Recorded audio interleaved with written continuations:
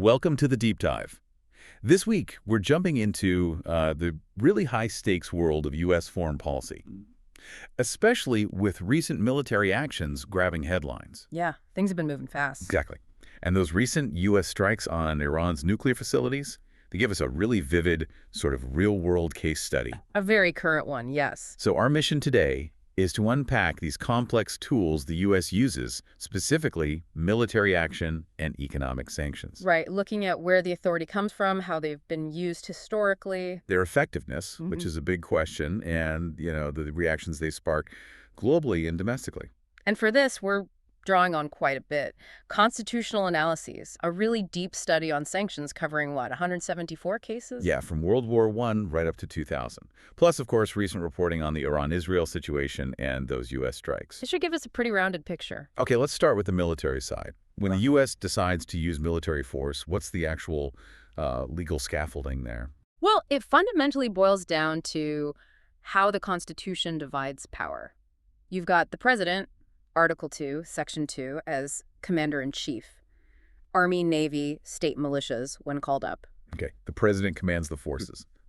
And this is the crucial check, Congress holds the power to actually declare war. That's Article 1, Section 8. It's one of their specific listed powers. So a clear division, at least on paper. But declarations of war are pretty rare these days, aren't they? Extremely rare. And that's where things get, more complicated. You have the War Powers Resolution trying to manage this reality. Right. The War Powers Resolution. Tell us a bit about that. How does it work? Its purpose is basically to ensure Congress stays involved, even without a formal war declaration. So if the president sends U.S. forces into hostilities, they have to report to Congress within 48 hours. 48 hours. Okay. And then? And then there's a clock. The hostilities are supposed to end within 60 days unless Congress explicitly says, okay, continue, or declares war, obviously. 60 days. It's an attempt to put some legislative reins on presidential power then. Exactly. A mechanism for oversight, though its actual effectiveness and constitutionality have been debated pretty much since it was passed. Okay. But what about when military force isn't the chosen path? Or maybe not even seen as an option? Nations often turn to something else, right? Economic sanctions. That's right. A very different kind of tool. And this isn't exactly a new invention, is it? I mean, you mentioned it goes way back. Oh, way back. Ancient Greece, in fact. The most famous example is probably Pericles' Megarian decree back in 432 BC. 432 BC. Wow. Yeah, and some ancient writers, like Aristophanes, even blamed it for helping kick off the Peloponnesian War, so it's had consequences for a long time. So it's ancient, but then it kind of reemerged in the modern era. It did, largely thanks to U.S. President Woodrow Wilson. After the horrors of World War I, he really pushed sanctions as a potential alternative to war, a way to exert pressure without bloodshed. A less violent option? Makes sense. But if it's been around so long and pitched as this alternative, why is there still so much debate about whether sanctions actually, work? Well, that's the core of it. Advocates see them as a vital tool, even just for signaling disapproval or intent, even if the target doesn't immediately buckle. It shows you're serious. Okay, signaling function. Right. But skeptics really question the effectiveness, especially if one country acts alone unilateral sanctions. They argue regimes can often find ways around them, protect the elites. While the ordinary people end up suffering the consequences. Precisely. And there are other costs, too, ripple effects on nearby countries, costs to businesses and workers in the country imposing the sanctions, lost trade, lost jobs. And that big study you mentioned, the one covering 174 cases, what did that find generally? It tried to get a broad perspective, looking at everything from the Allied blockade of Germany in World War I right up to, say, a threat against Ecuador in 2000. The goal was to see if general patterns emerged about when and why they work or don't. Okay, so let's dig into those patterns. What are the main goals countries have when they impose sanctions? It's fascinating, actually. The goals vary quite a bit, and the success rate really seems to depend on what you're trying to achieve.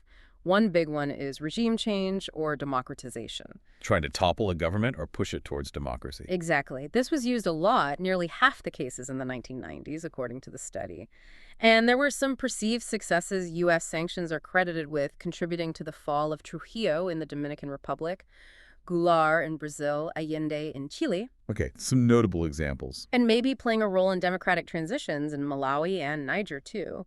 But then you have the counterexamples. Fidel Castro in Cuba weathered decades of U.S. pressure. Right. He stayed in power for a very long time despite intense sanctions. So what was the overall success rate for that goal? Regime change. Just under a third, according to the cases reviewed. Just under a third. That's Not good. oh, it's not very high, is it?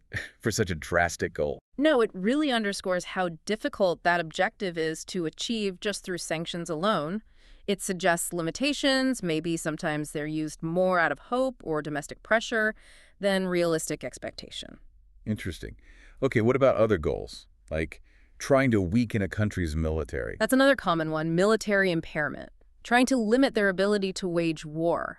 Think about U.S. efforts against the Soviet Union or China back in the 40s, or later against the Soviets after they invaded Afghanistan. Right. Did sanctions work better there?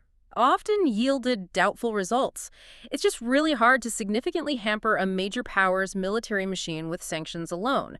They can often find alternative suppliers or develop indigenous capabilities. So the success rate there was... Also just under a third. Same ballpark. So regime change, military impairment, both pretty tough sells for sanctions alone.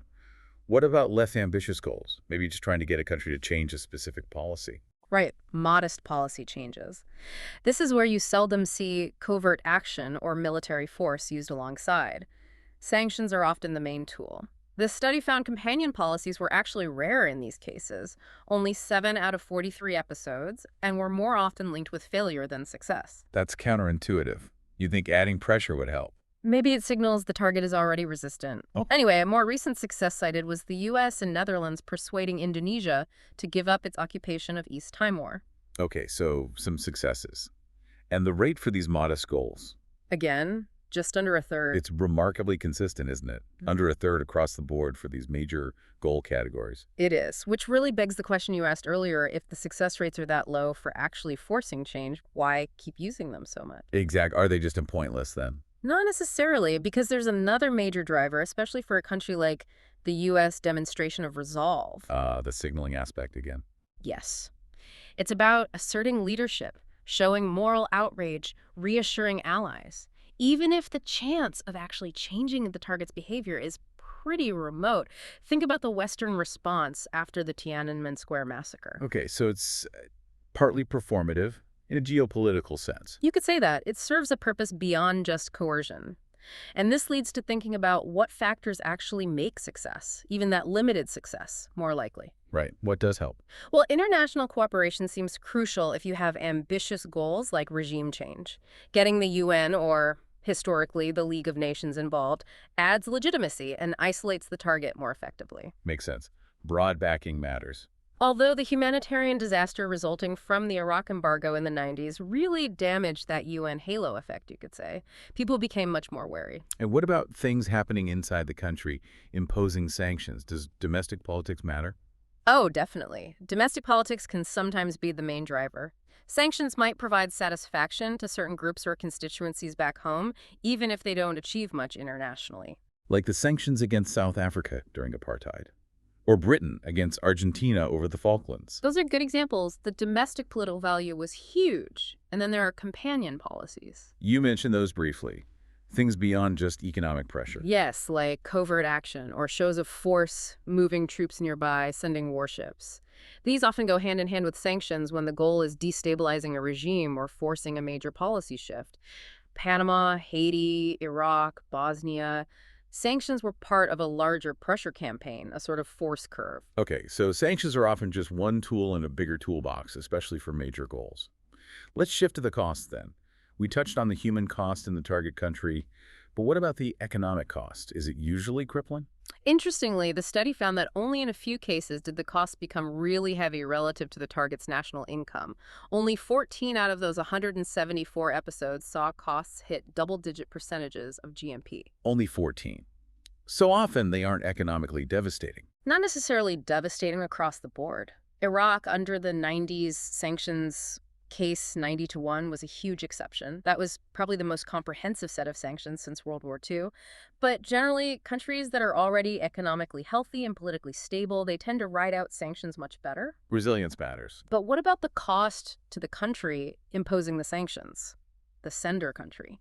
That's a critical point that often gets less attention. There is an economic burden. You lose trade deals, companies lose sales, people lose jobs in export industries. Right. One source described it as a kind of discriminatory, sector-specific, and therefore unfair tax on those particular industries. Unlike, say, military spending, which comes from general taxes, the burden of sanctions falls very unevenly. Can you give an example? Sure, think about the U.S. grain embargo against the Soviet Union, or the pipeline sanctions in the early 80s. Farmers or specific manufacturing sectors really felt the pain. And that can backfire politically at home, presumably. Absolutely. If the costs to your own constituents get too high, it undermines support for the sanctions and makes them really hard to keep in place long term. It's that boomerang effect we mentioned. Okay, so there are costs on both sides. Mm. Does the type of sanction matter? Like, is blocking money different from blocking trade? The data suggests it can be. Financial sanctions, things like delaying or denying loans, credits, grants, were used alone more often than just trade sanctions alone. 53 cases versus 40 in the study. Why might that be?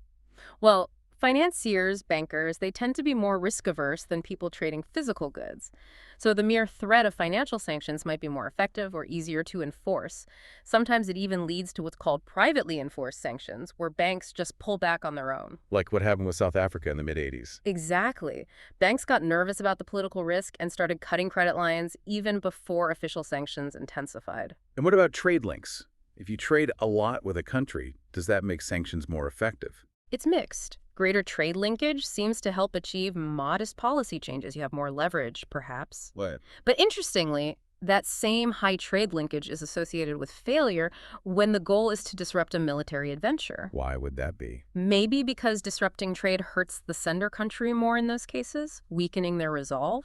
Or perhaps the target country sees the sender as unwilling to sacrifice valuable trade for a geopolitical goal. It's not entirely clear, but it's a definite pattern in the data. Okay, that's a really comprehensive look at sanctions. Yeah. Let's pivot now, connecting this back to the more immediate, forceful tool, military action. Specifically, those recent U.S. strikes on Iran's nuclear sites. What happened there? Right. Operation Midnight Hammer. That was June 22nd, 2025. It marked the first offensive U.S. action in the Iran-Israel conflict, which itself had started about a week earlier with Israeli strikes. And the targets were specific nuclear facilities. Yes, 3 key sites. The Fordo uranium and enrichment plant, the Natanz nuclear facility, and the Isfahan Nuclear Technology Center, pretty much the core of their known program. And what kind of firepower was used? This wasn't a small operation. No, definitely not. They used 14 GBU-57 MOPs. Those are the massive ordnance penetrators, the big bunker busters delivered by B-2 stealth bombers. Plus, Tomahawk cruise missiles launched from a submarine, serious hardware designed to hit hardened, buried targets. So a major strike. What was the assessment afterwards? Did it achieve the goal of crippling the program? Well, the post-strike assessment was, complicated. U.S. officials admitted they didn't actually know where Iran's stockpile of enriched uranium was. They suspected it had likely been moved from Fordo before the attack. Moved beforehand, so they hit the facility, but maybe not the crucial material. Potentially. Satellite images showed Fordo looked badly damaged, certainly, but maybe not completely destroyed. It highlights just how difficult it is to guarantee success against a hidden or dispersed program. Especially when the target anticipates an attack. What was the status of Iran's program right before these strikes? How close were they? Just before the strikes, the IAEA, the International Nuclear Watchdog, had found Iran in breach of its obligations. First time since 2005. They found uranium traces at undeclared sites, and Iran had stockpiled over 400 kilograms of uranium enriched up to 60%. And 60% is very close to weapons grade, right? Very close. Weapons grade is typically around 90%. The estimates were stark.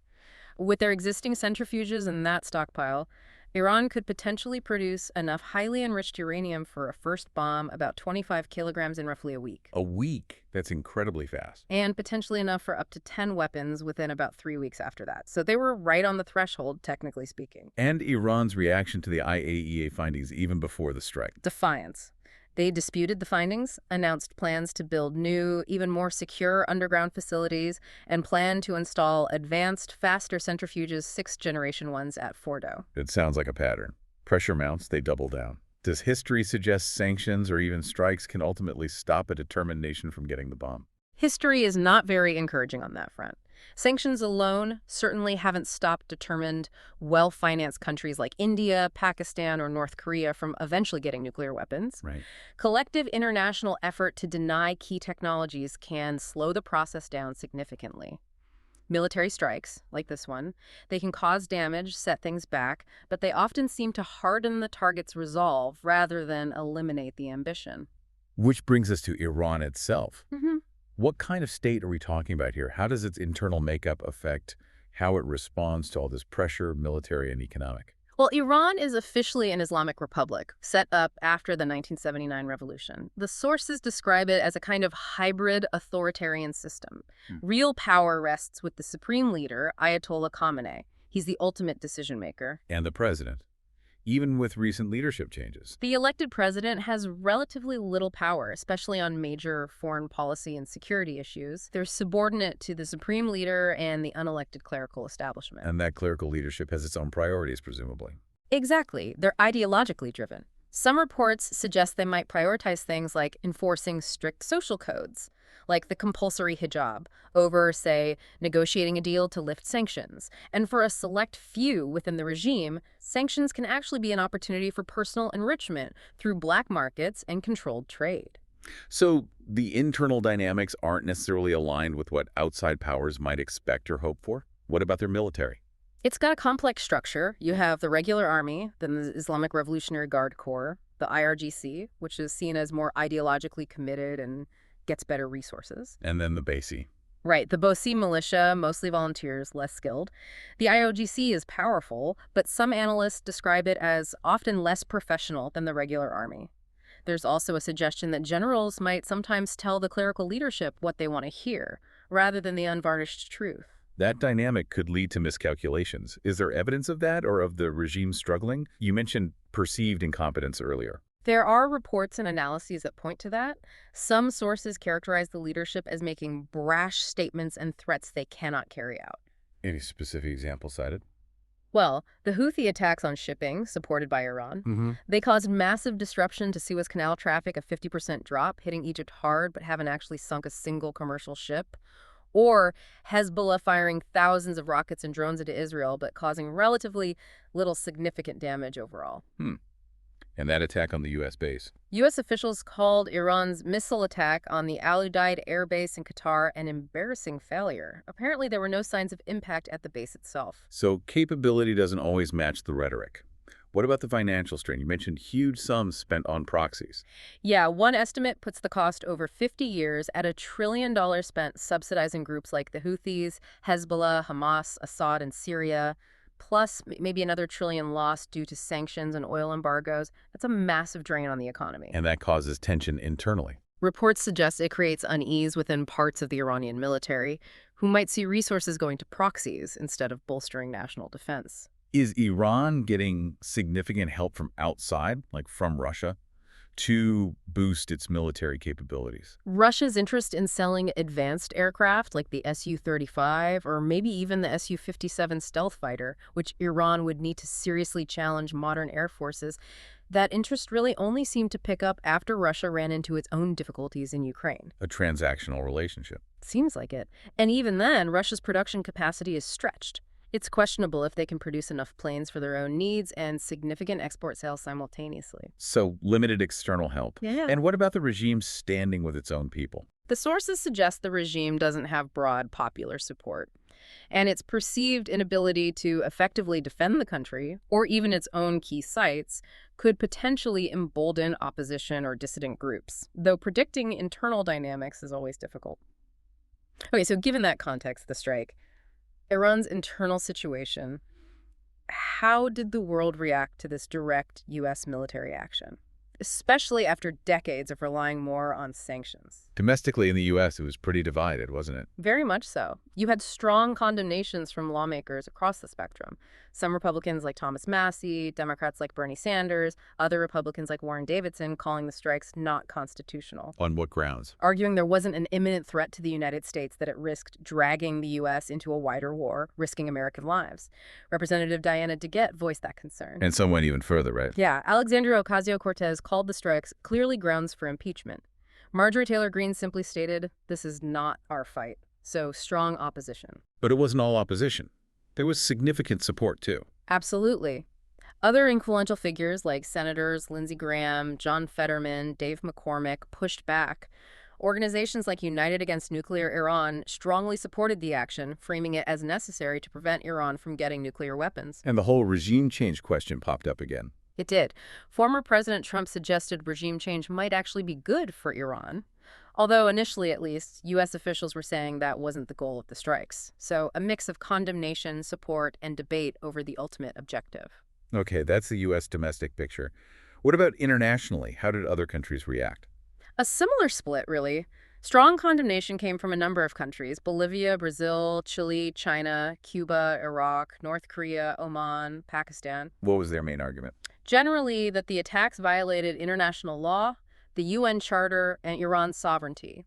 Iran even requested an emergency meeting of the UN Security Council, which was held. But other nations supported the U.S. Yes, quite a few expressed support, mainly framing it in terms of preventing nuclear proliferation. Countries like Albania, Argentina, Australia, Austria, Belgium, Czechia, Estonia, Finland, Hungary, Latvia, Lithuania, Paraguay, they backed the U.S. action. So condemnation from some, support from others. Was there a middle ground? Yes, a large group of countries didn't explicitly condemn or support, but called for de-escalation, diplomacy, and a return to negotiations. Yeah. Canada, Cyprus, Egypt, France, Germany, the Holy See, Iceland, Italy, Japan, Lebanon, Luxembourg, Mexico, the Netherlands, New Zealand, Norway, basically urging everyone to step back from the brink.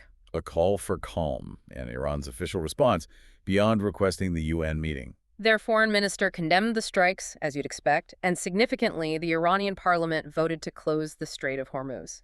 That's a major choke point for oil shipping. Huge.